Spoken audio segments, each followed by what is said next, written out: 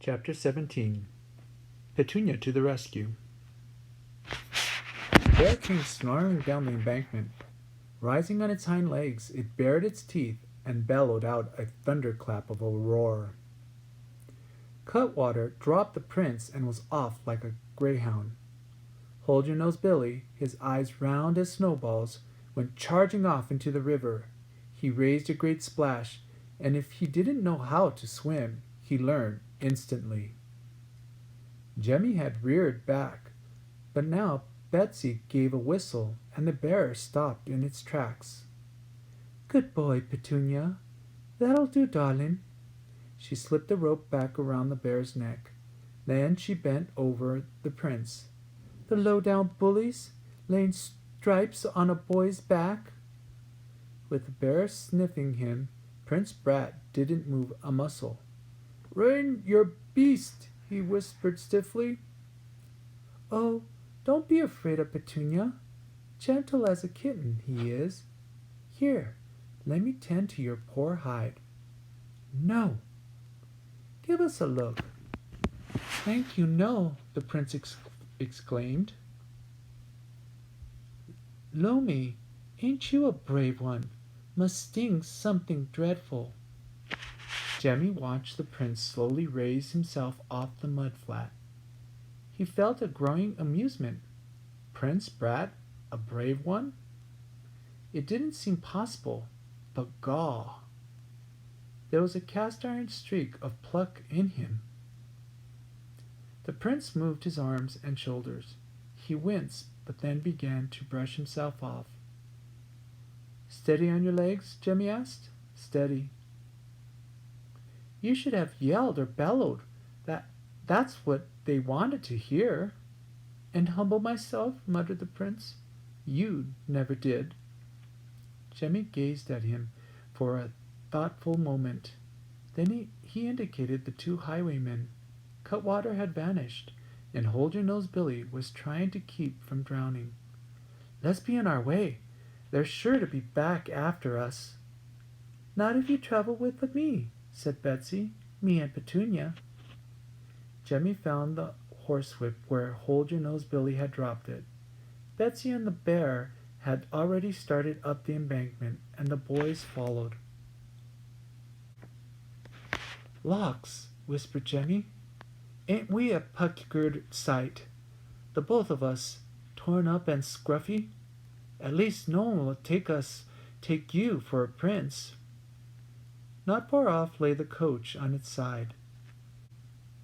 "Hanged if I caught sight of that steep rise off to the side of the road," explained Captain Nips. "Tipped us over, as you see." "Either your horses needs spectacles," said Betsy, "or you do." Together with Petunia, they lifted and pushed and righted the coach. They piled in and were off. Betsy and her dancing bear rode inside with the prince. Jemmy decided to sit with Captain Nips to watch for road hazards. They reached the city without further incident, except for being stopped by soldiers. The king's men were clearly looking for the vanished prince, but when a bear poked its head out the door window, the soldiers stepped back and quickly waved the coach on. Chapter 18. Of assorted events in which the plot thickens thicker. As soon as the wheels rattled on cobbled streets, Jemmy felt an immense sense of relief. This was his turf, the city, and he knew more places to hide than a rat. Approaching the waterside fairgrounds, he saw prisoners in chains being marched aboard a convict ship. It lay in sharp contrast to the festival stalls and banners of the fair.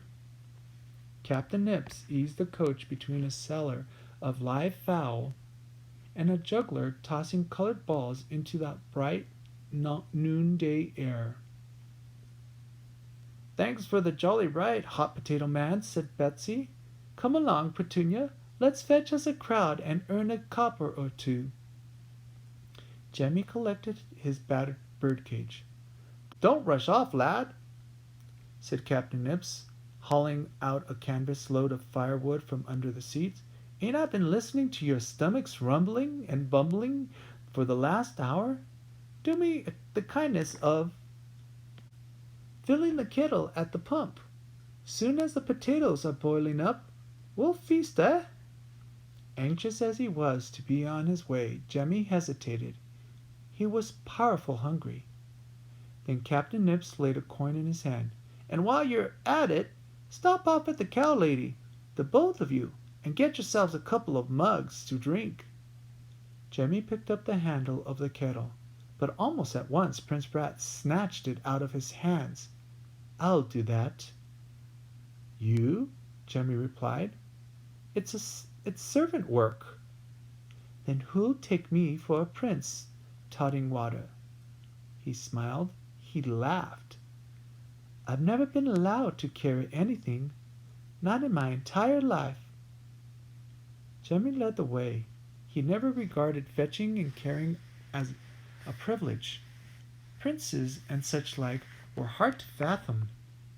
But the sound of the merriment lingered in his head. He'd never before heard Prince Brat laugh. They dodged acrobats and a stilt walker and a harp player. Through the hubbub came a great squeaky voice. Jemmy? Rat-catching Jemmy? Turning, Jemmy spied a tall boy wearing a checkered cap. It was Smudge tending a sawdust pit, squared off by a board fence, a dog and rat pit. Besides him stood a stack of rat-filled cages and a black terrier leashed to a post. By gigs, it is you, Jemmy, said Smudge. Reckon you call the king by his first name these days. Hello, Smudge. You give up mud-larking?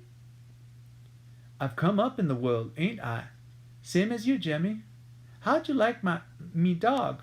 Best rat fighter you ever saw. With a practiced eye, Jemmy surveyed the cages. But those rats look tame enough to eat off your hand. Best I could afford. Catch me some castle rats and I'll make a special feature. The king's own rats. Not my line of work in the castle, Smudge. It's not true you're the whipping boy, is it? Jemmy felt a flush of embarrassment and dodged the question. I've learned to read and write. Naw. The bottom truth? I've read many a book from beginning to end. What's in 'em? All nature of things. I can do sums, too. Smudge was impressed. Ain't that a wonder? I never heard of a rat catcher could read and write. And do sums. It don't fit. Don't forget your old friend when you grow up to be a duke or something. I aim to go back to the sewers, replied Jemmy stiffly. I'll catch you some rats first chance. But even as he said it, Jemmy felt a bleak discomfort. He would miss the shelves of books he'd left behind in the castle. In the sewer, he hadn't been aware of his own ignorance. He saw no choice now but to return, but he realized that he'd lost his taste for ignorance. Smudge was saying, Who's the cove? What? Your pal. This is... Jemmy caught himself. He began to stammer. This is... The prince answered for him. Friend of Jemmy's the name. Then friend of Jemmy'll do. Smudge put out his hand to shake. Jemmy caught Prince Brat's momentary confusion. He never shakes hands.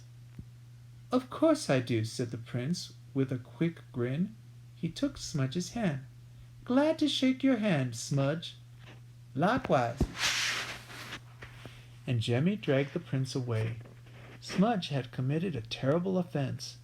No one was allowed to shake hands with the prince. Why'd you do that? Because I'd never shaken hands before. He could be hung for less. The prince was staring at his hand. It felt friendly, trusting. I may introduce the practice at court when I become king. Jemmy's ears pricked up. King, is it? He thought. So it was just bluster that you might never go back to the castle? Gaw! I hope you don't want to learn to catch rats first." Moments later, they came to the stout old woman with hands as gnarled as tree roots. Besides her, munching grass, stood a cow with a brass ring in its nose. "New milk!" the cow lady called out. "New milk, fresh from the cow, best in the land, new milk!" Jemmy handed over the coin. The milk lady fished 2 mugs out of a tub of water, sat on a stool, and began to milk the cow directly into the mugs. Her aim was as skilled as an archer's. "Have you heard the earful?" she asked. "Our prince has been abducted. Imagine." "Imagine," the prince replied coolly. She was looking directly at him. "Our darling poor king," she went on, "weeping his royal eyes out, no doubt. Though why he'd spring a tear for the little toad, I don't know. A mighty terror, they say, is Prince Brat. Pity us the day he becomes king, eh?" She handed over the pair of mugs. Jemmy drank the warm milk down in unbroken gulps, but then he noticed the prince standing motionless, a vague, unseeing look in his eyes. For certain he knew everyone called him Prince Brat behind his back, didn't he? "Drink up, lad," said the cow lady. "My stars, I've never seen much rags on a boy. They look like cast-offs from the old clothes man." She gave out a joking laugh. "Drink up before you scare off business." The prince drained the mug and shuffled away. As he filled the potato kettle at the pump, he looked at Jemmy. Treasonous old woman! I could have her tongue ripped off for lying." But there was no steam in his voice. Taking a whipping was bad enough, but to learn that his subjects dreaded the day he'd grow up and become king had deeply shaken him. "She meant no harm," Jemmy murmured, keeping his eyes alert for soldiers. "Is that what they call me? Prince Brat?" Jemmy nodded. "Does everyone hate me?" "More'n likely." "What about you?" Jemmy hesitated for a moment. "I did, but maybe I don't." Jemmy couldn't sort out his feelings. "The pot's full. Let's go." It took the two of them to carry the iron kettle, now full of water. They passed a magician with a bald head, a street fiddler, and an umbrella seller. His wares opened around his feet like black silken mushrooms. Suddenly, there loomed up a soldier on horseback, his eyes on the search. There was nothing to do but brazen it out. Jemmy took a tighter grip on the handle, but was ready to fly if he had to. The soldier passed by with only the merest glance. What was he looking for? A prince in fine velvets and a crown cocked on his head? Was it clothes that made a prince? Jemmy wondered, just as rags make a street boy? He made a notion that the prince felt secretly disappointed not to be recognized by any of his subjects. Wasn't he getting his head stuffed with surprises? Before long, potatoes were boiling in the pot. Not far off, Betsy had drawn a crowd with Petunia, now balancing a gentleman's hat on his nose, and then the bear began passing the hat for tips. Jemmy no longer felt the slightest concerns about the soldiers. He had no doubt that Hold-Your-Nose Billy would trace him and the prince to the fair. Hadn't they fallen into the company of a girl with a trained bear? Where else would she be going? Finally, Captain Nip began spearing boiled potatoes, and Betsy returned with Petunia. "We could eat a bushel," she explained, jiggling a handful of coins. "Courtesy to fellow artists," said Captain Nips, refusing the money. He split open a pair of plump potatoes. "Salt and pepper?" "Pepper for me, salt for Petunia." Captain Nips reached into one coat pocket for a pinch of salt. and into the other for pepper. "Salt for me," said Jemmy. "And for you?" Captain Nip asked the prince. The heir to the throne balked for a moment, and Jemmy knew why. He'd certainly never eaten a potato before. In the castle, roots were regarded as peasant food. I don't know," the prince stammered. "When in doubt, salt," chuckled Captain Nips, and then he began calling out to the passing crowd, "Hot, hot, hot, hot potatoes! Captain Nips, hot, hot potatoes!" Jemmy gorged himself, anxious to be off and not certain when he would eat again. The prince nibbled at first with his fingers, and then threw his royal pride to the winds. He bit off whole mouthfuls. A ballad seller was working his way through the crowd, crying out his wares.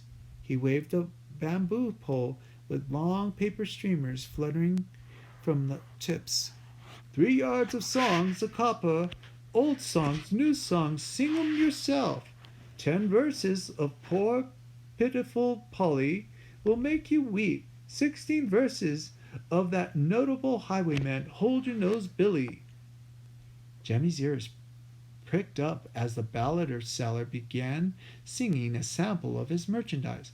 "Hold your nose Billy, a wild man is he, hang him from a gallows tree. Here he comes, there he goes, don't forget to hold your nose." The street song had once amused Jemmy, and now he only sharpened his eyes. He wiped his hands on his sleeves and turned to Captain Nips. "Thanks for the grub, sir." "Where are you off to?" asked Betsy. "Here's a place to put a jingle in your pocket. Can't you turn a cartwheel or something?" "I catch rats," Jemmy said simply. "Rats?" Betsy made a face. "What on earth for?" "There's good money in the sewer rats. The meaner the better." "My eyes," explained Betsy. "Don't you get bitten?" "Many a time," said Jemmy. Captain Nips cocked an ear. "What's the running patterer yelling about?" A crow-like voice pierced the air, and then the news seller appeared, his tongue wagging like a bell clapper, a bundle of broadsides under his arm. "Prince sold to gypsies the true and genuine facts. Ink still wet. Whipping boy charged with dastardly scheme.